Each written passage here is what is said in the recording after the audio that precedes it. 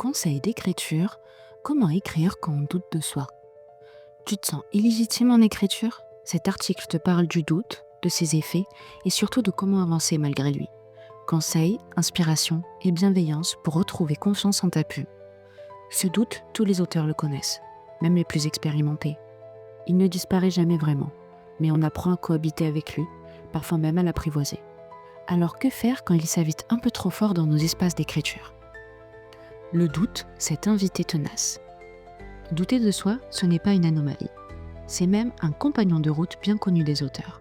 Que ce soit au moment d'écrire une scène difficile, de relire un passage qui nous semble creux, de se comparer aux autres, ou juste en se demandant « mais à quoi bon ?» Ce sentiment d'illégitimité peut ronger. Il nous fait croire qu'on n'a pas le talent, qu'on ne mérite pas d'écrire, ou que tout a déjà été dit. Le doute est insidieux. Il se glisse dans les silences, dans les brouillons, dans les regards extérieurs, dans les chiffres de vente, dans les non-réponses des éditeurs, dans la petite voix qui dit « ce n'est pas assez bon ». Et pourtant, écrire quand on se sent moins bien que les autres. Le piège du doute, c'est qu'il se nourrit souvent des réussites des autres. On voit des romans auto-édités exploser, des auteurs signés avec de grandes maisons d'édition, des extraits parfaits sur Instagram ou TikTok, et on se sent minuscule, invisible, inutile. On oublie que ce que l'on compare, ce sont des textes terminés à nos ébauches, des parcours entiers à notre présent bancal. Mais ce que tu ne vois pas, ce sont leurs brouillons, leurs échecs, leurs nuits blanches et leurs doutes identiques. Ce ne sont pas les meilleurs qui publient. Ce sont ceux qui persévèrent, qui s'entourent, qui réécrivent et qui osent. Mini rappel salvateur. Même les romans à succès ont eu droit à des scènes coupées, des dialogues ratés et des paragraphes honteux. Si. Comment avancer quand on doute? Écris en gardant en tête pourquoi tu écris. Pas pour être le meilleur, mais pour exprimer quelque chose que seul toi peux raconter. Ce roman-là, avec ces mots-là, ne pourra exister qu'à travers toi. Change de perspective. Et si ce doute voulait simplement dire que tu tiens à ce que tu écris, qu'il est important pour toi, le doute est parfois le signe d'une exigence saine, à condition de ne pas le laisser devenir tyrannique. Garde un carnet de petits succès. Une phrase que tu aimes, un retour de bêta-lecteur, le jour où tu as écrit plus de 1000 mots sans te couper, la fois où tu as osé envoyer ton texte à quelqu'un.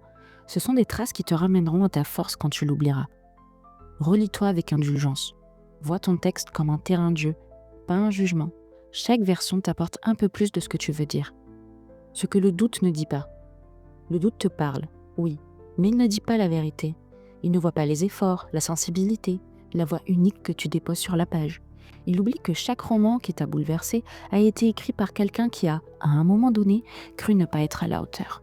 Il oublie que créer, c'est se rendre vulnérable, que la puissance d'un texte vient souvent de cette brèche, que c'est justement parce que tu ressens ce doute que ton écriture est vivante.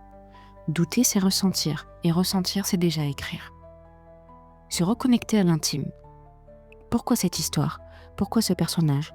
Reviens à ce qui t'a donné envie d'écrire. Relis un passage que tu aimes, une scène qui t'a bouleversé. Parfois, quelques lignes suffisent pour rallumer la flamme.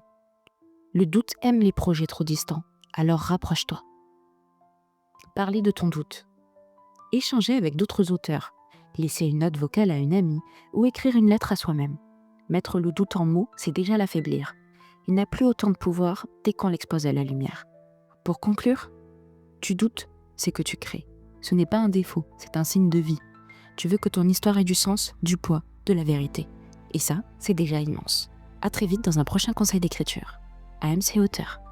PS, si tu veux un peu plus de moi, rejoins-moi sur Wattpad. Fille aux initiales, pour découvrir mon histoire, la fille du sol pleureur. Et pour suivre mes aventures livresques et d'écriture, ça se passe sur TikTok, @amc.auteur. Bisous.